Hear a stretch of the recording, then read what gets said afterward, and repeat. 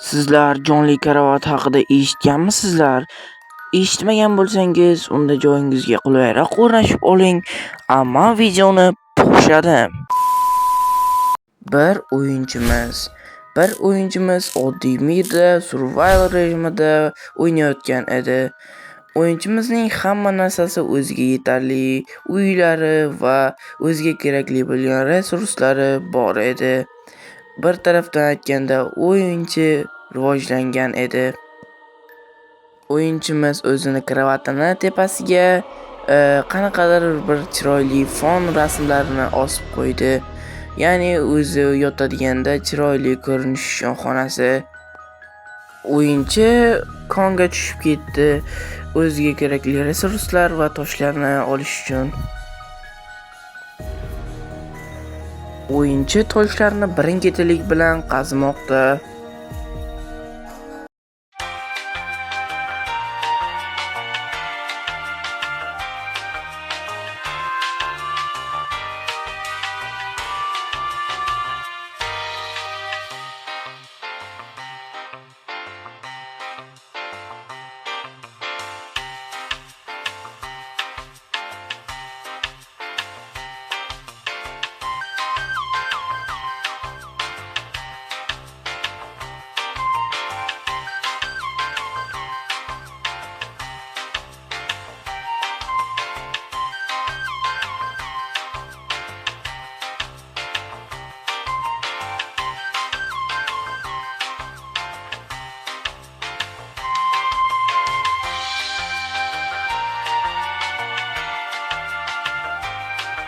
Ikkinchi kondan olgan temirlarni pechkalarga solib eritmoqchi edi.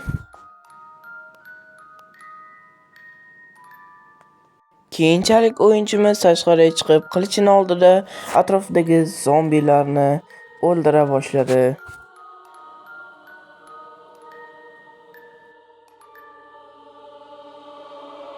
Keyinchalik o'yinchimiz kravatning yoniga kelsa, qanaqadir g'alati narsalar sodir bo'lyapti, qanaqadir g'alati tovushlar chiqyapti.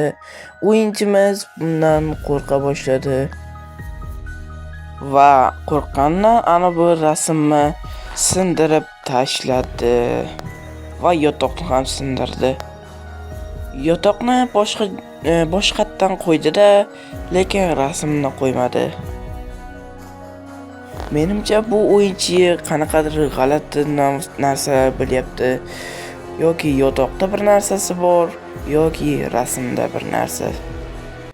Tunda o'yinchi yotoq xonasiga kirib qarayotgan payti kravati mana shunday ahvolda edi.